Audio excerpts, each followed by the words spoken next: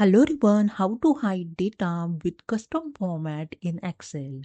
So let's start. So you can see I have data, product name, quantity, customer name, amount. So here I'm going to hide the amount column. First select the entire column.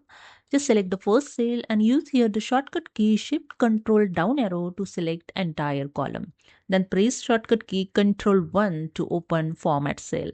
In number tab, in category, click on the custom option and here in type remove this general word and type here 3 times semicolon. Okay, after that just click on OK and here you can see your selected amount is hidden. If you want to unhide, again select the entire column, then press the shortcut key Ctrl 1. Again go to the number tab in custom option, remove this 3 semicolon and click on OK, and that's it. Here you can see your amount is unhide.